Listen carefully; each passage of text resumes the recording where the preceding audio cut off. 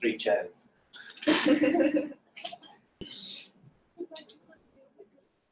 What we're trying to do is,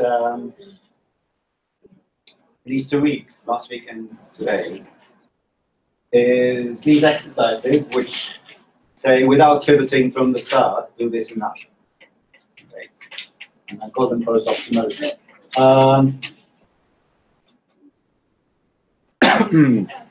Okay, so the first, just so you know, the kind of questions that can be asked in this context. The first one is, without pivoting from the start, give me the final tableau. Okay. Silly example, but you should know the method. Sometimes you're given this. Sometimes you're given the basis, and from the basis you're supposed to work out that bit over there. Everybody knows how to do that. Another thing you could do without pivoting from the start is the right-hand side's change in the constraints. Okay, so what happens? And you know, this has got to do something to do with the shadow prices, or the dual variables down there. Okay. Sometimes you can be asked, okay, the right-hand side changes a little bit. How much can it change for it not to make the current basis infeasible? After that, yes. Another thing that can happen is that it says the objective function coefficient changes. Okay, what happens when it changes? And I think that's as far as we got. So what we did last week was exercise E, changing the objective coefficient of a variable that is not in the basis.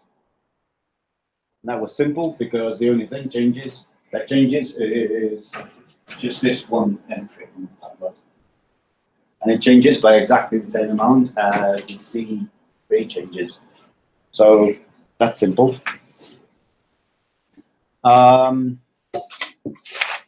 What is a bit tougher is this one. Oh, it's not very much. No, it's not much harder. Either. Okay.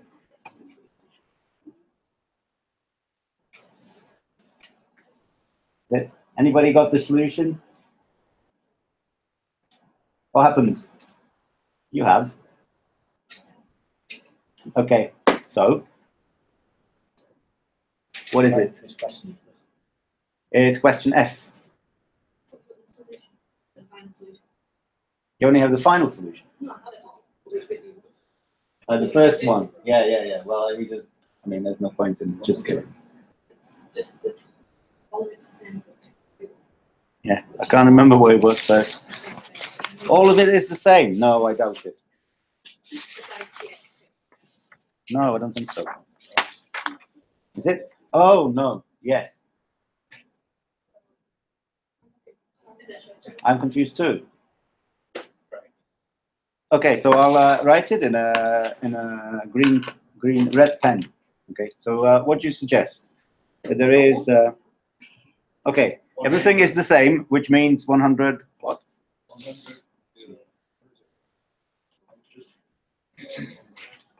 100 0. That's what it was.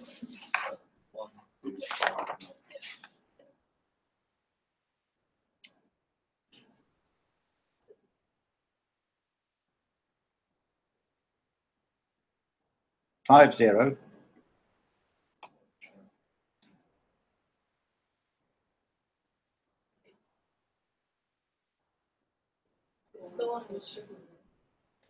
Okay, so I'm struggling with it. So this, okay, it's a good start. The problem is, there is a problem. the simplex Oh, property. that's using the basis wise, not one. The simplex property. It's one zero. X2 is in the basis, Yes. but it's not basic. Yes.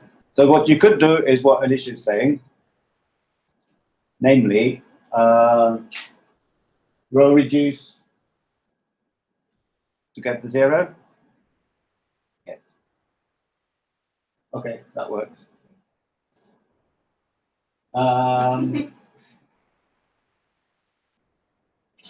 So when you do that, you get, so you just have to subtract the first row from the third row, which means you're getting 80, 1, 0, minus 1, 4, and 0. Is that right? And the problem is I've lost my notes.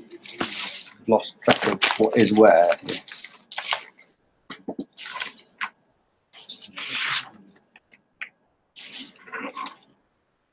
Yeah, okay.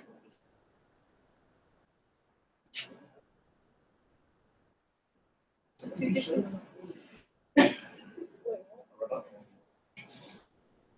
That's correct. In a different way, you can do it directly without this and row reducing, because you know that this row is somehow obtained from the top two. Namely, this one is multiplied by 4, and this one by 0. Yeah, it's all the same. They're all the same, really. So when you take 4 times the top row and 0 times the second row, add them together, and then here you have to subtract the, yeah, so here you do +5 or something. Minus 4. What's the third one? Keep losing track of it. Minus 13.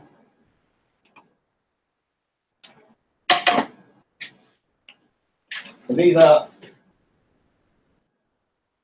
the current objective coefficients with sign in reverse.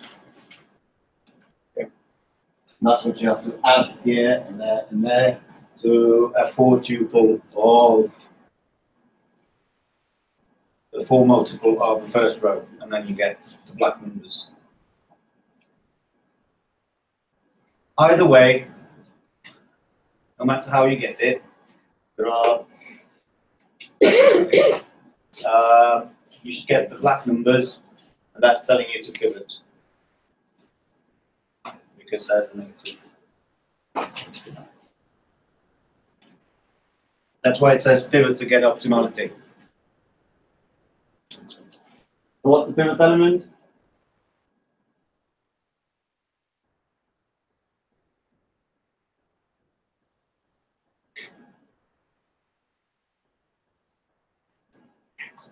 What's the pivot element? X3. X3 is the column in which row?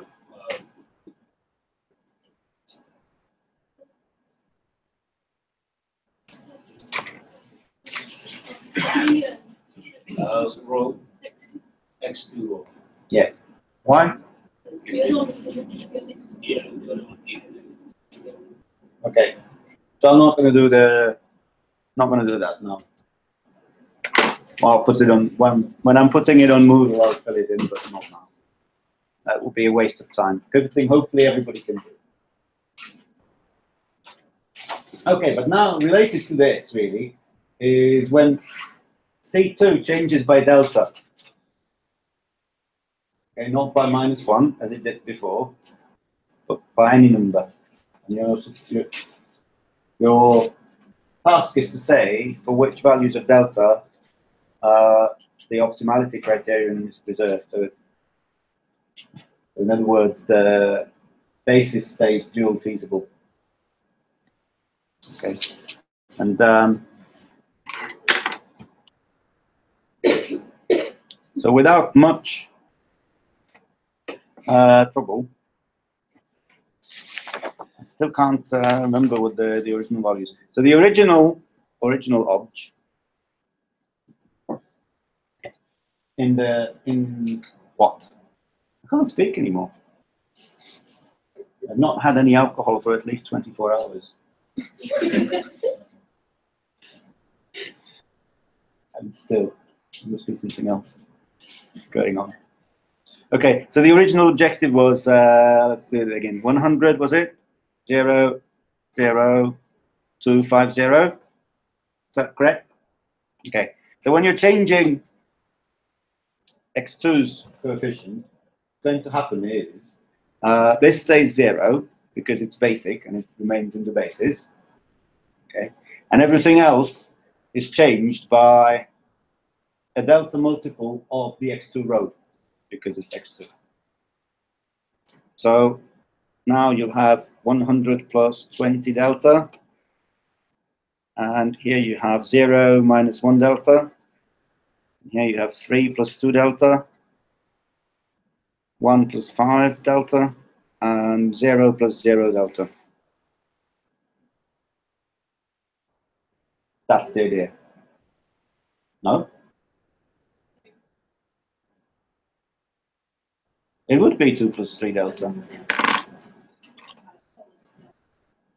Yeah, there you go. So it's not just the ability to speak. It's also the ability to write, think, calculate. Okay, 2 plus 3 delta, is that right? And 5 plus delta.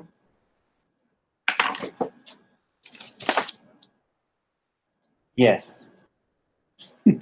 Okay, so, right.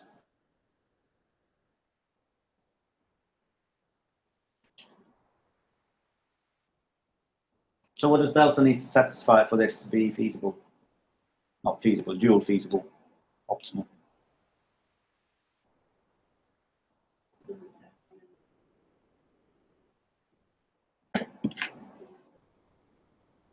Aha, all the ones should be greater than 0, greater than or equal to. So 2 plus 3 delta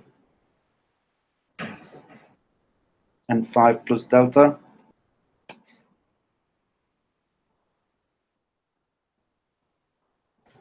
So what does this mean? Delta can't be more than 0. Is that right?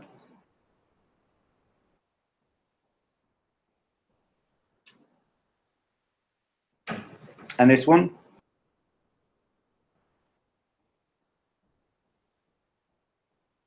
At least minus 2/3.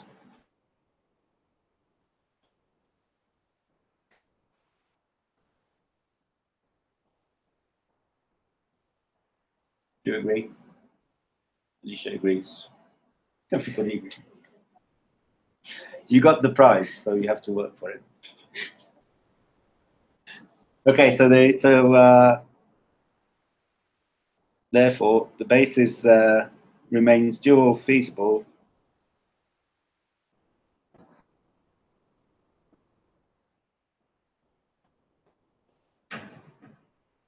delta is in the interval between minus 2/3 and 0. So we were really interested in the C2 rather than the delta. So C2 is between 13/3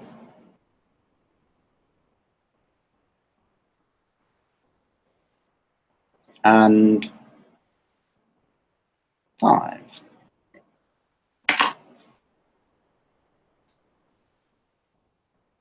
Is that what I got last time as well? Yes. That's promising. Okay, any questions about this?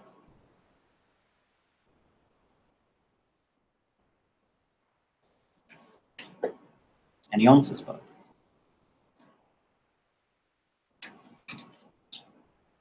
Any more error corrections? Good, that's simple. Something harder. Is it harder? Oh, introducing a new decision variable. Everybody knows how to do that because they've just been doing it in an assignment. Unless you haven't been doing it in an assignment, but in that case, you're probably not here. Is anybody watching? No, no one's watching live. Okay, so how does this go?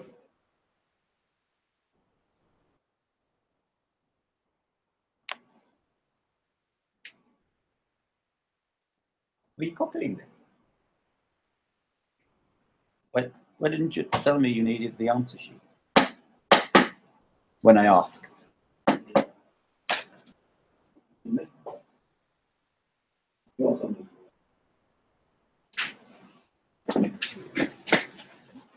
Okay, so another time. Does anybody still need the answer sheet? Wait, two. Then you get double marks in the exam correct twice.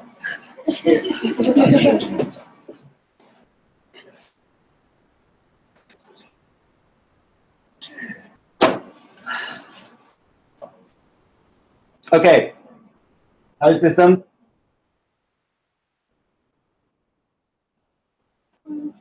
Aisha, how would you do it?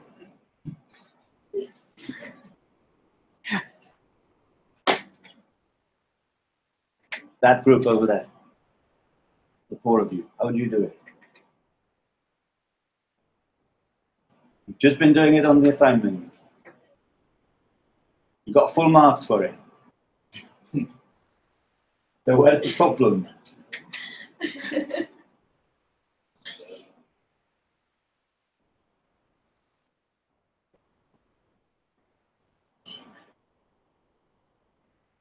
You do?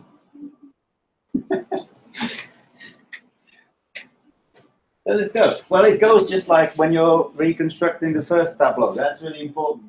When you know how to do the first tableau from scratch. Not the first, I mean the final tableau, but from scratch, without pivoting. If you remember that, then you can work out everything else because it's just repeating the same principles over and over again. So these columns of the decision variables you can get from the slack columns by multiplying them by the coefficients of that variable in the constraints. The first constraint, which is the first slack variable, is multiplied by 4. Second by 6. Why don't you just add it? Sorry? No, by 4.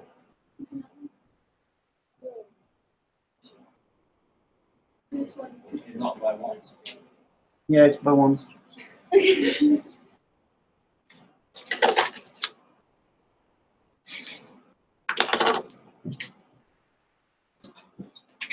Which means that we get a 1, and we get a 2, and we get a 3. And we get a except.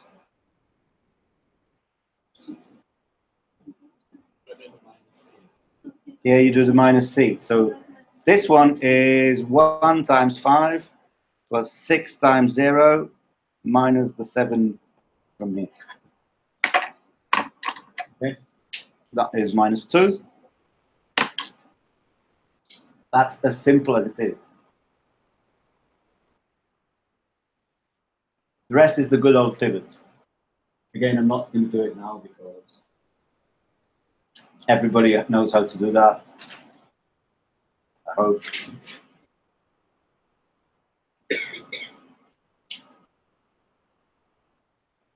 That's why there's always question 1 in decision maths, which gives you solve this by pivoting,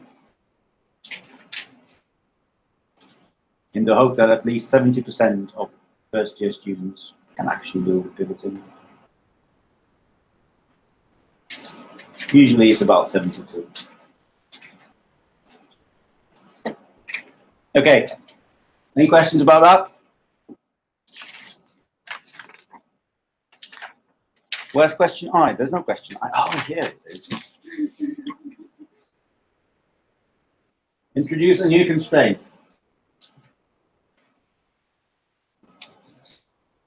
That one, remember we learned the simple way.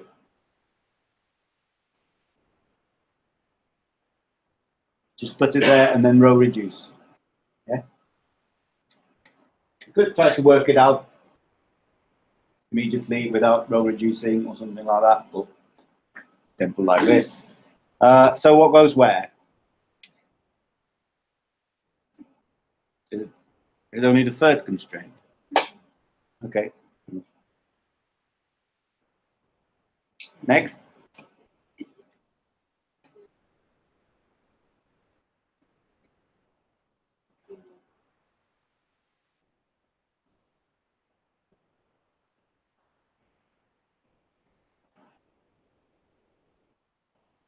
Okay.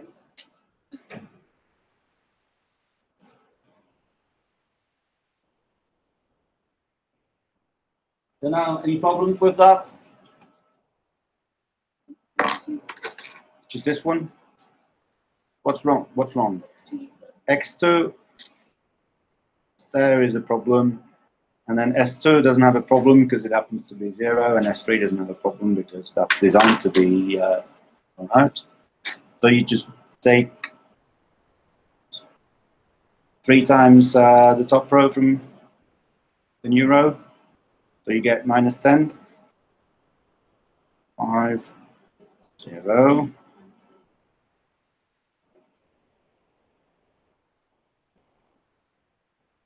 Yeah, I think that's right. Okay. Clear what I've done?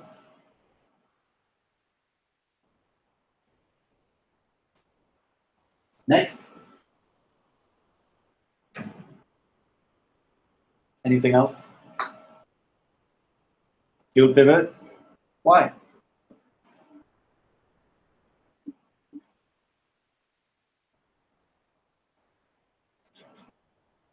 Yeah, why? Negative value. That is a good answer. A better answer because it says on the answer. But no, you're quite right. Because there's a negative value here. Where would you dual pivot? So S3 obviously leaves the basis. Yeah. Because that's the bad guy. What enters the basis? X3. Why X3? Why not S2?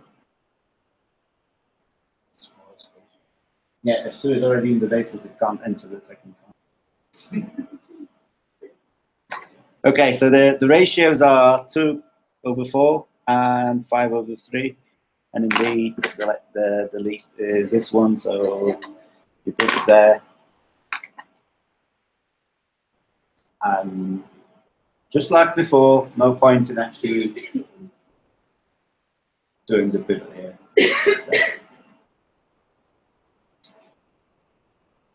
Okay, any questions about adding constraints?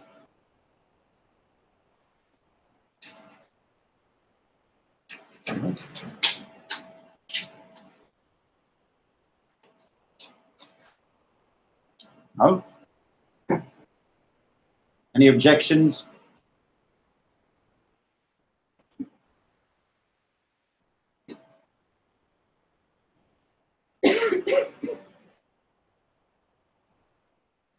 Can I make it disappear?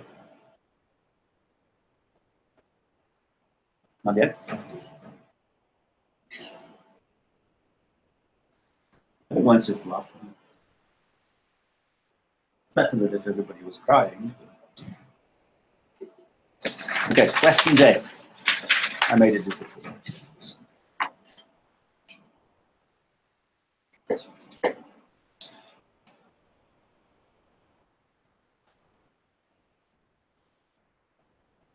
Question J with an insulting level of difficulty. Too easy.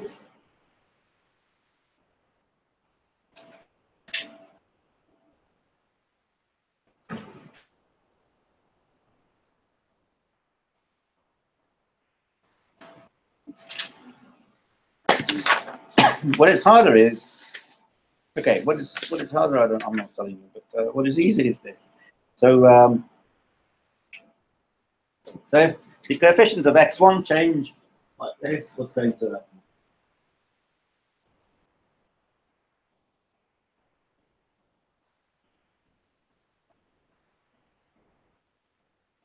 Is the notation clear? So C1 will now be -2. The coefficient of x1 in the first constraint is 0, and the second constraint is 5. Okay, so again, yes?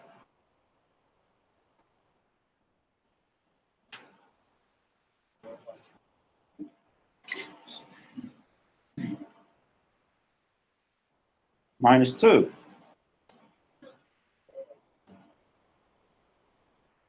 Okay. 2.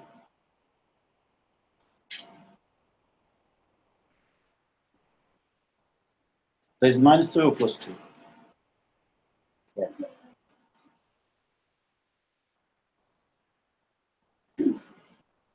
Okay, embarrassing something.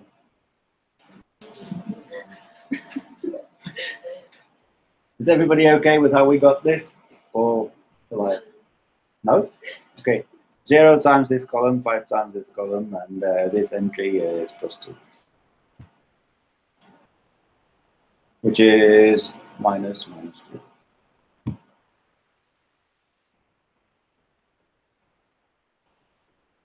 So this is the same as if you were adding it as a new variable.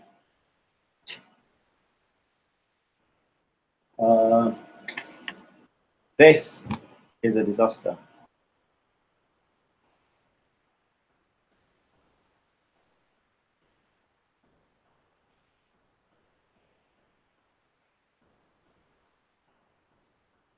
Okay, it's not so hard, but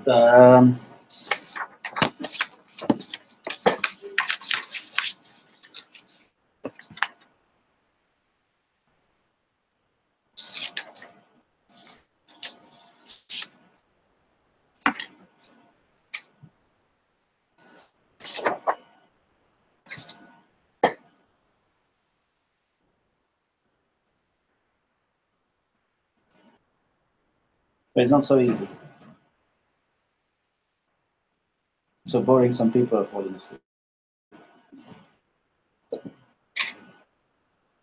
So what do you do? Now, pardon? Mm-hmm. Got 2 and 5. In the x3, you get 2. So say it again. What do we get? 2 here. 5. Sure.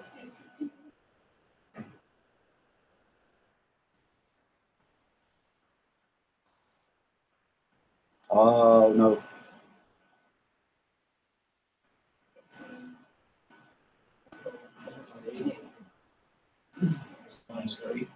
-3, yes.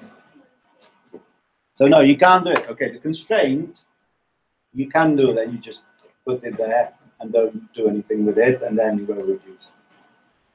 But not a variable, not a column that you can't do. But the column really you have to do, take the coefficients 2 and 5, multiply the columns, add them together, subtract 6. So when you subtract 6, what do you get? 4.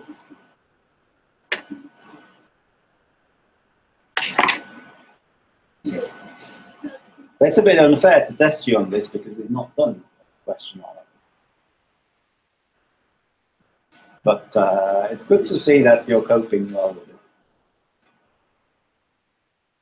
Okay, but what's wrong with this?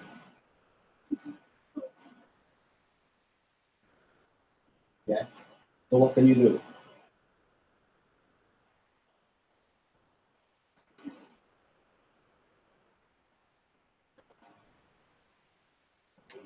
Okay, what's the problem? The problem is when you look at this column, we want 1, 0, 0. So just do the same thing as if you were pivoting. So this is then 10, dividing the first row by 2.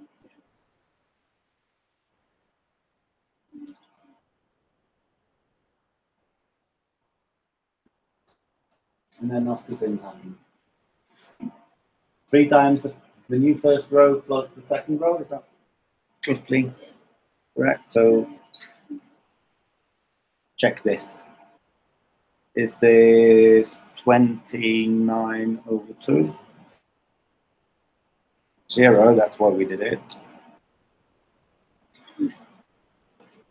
5 minus 5 over 2 and 1.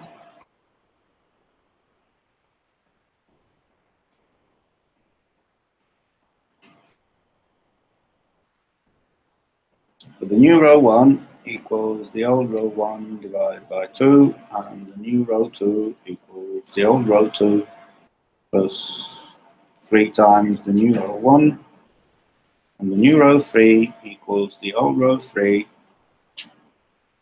minus 4 times the new row 1, or minus twice the old row 1, if you prefer. So is it 60? Okay, I'll copy it off my old notes.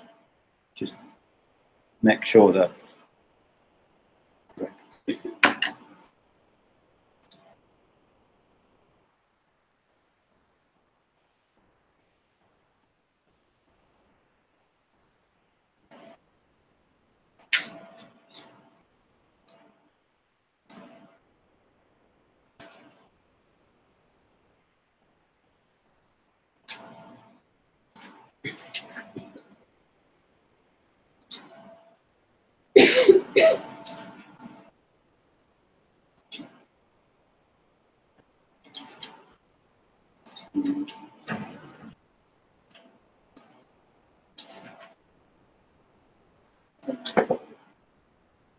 So you see the difference?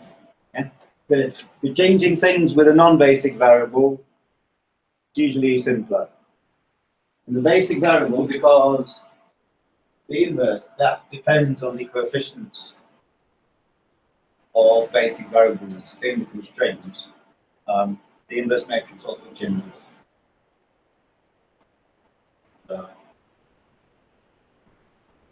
You could either be computed somehow. There are methods of updating the inverse matrix of a matrix if the matrix doesn't change much. Or you can just do this kind of thing. In this simple scenario, and yeah, this is going to change. But that's it. So what's next?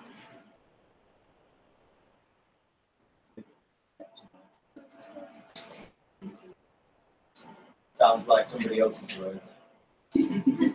No. Okay. So where's the pivot? There. No, x3 minus 4 is maximize. Yeah. This. This. Yeah. Okay.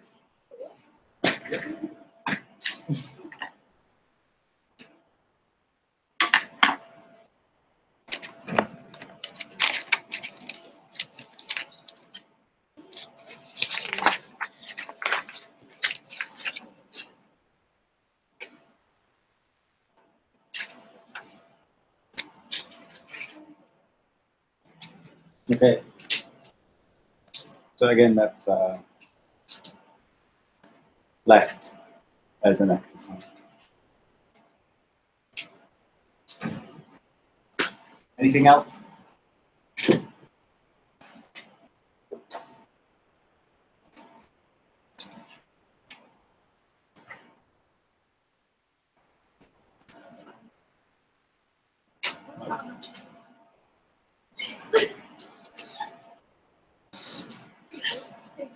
Anything else?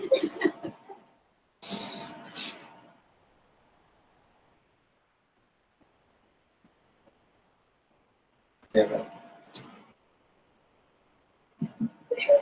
Pointing out, there's a 0, in case you didn't know.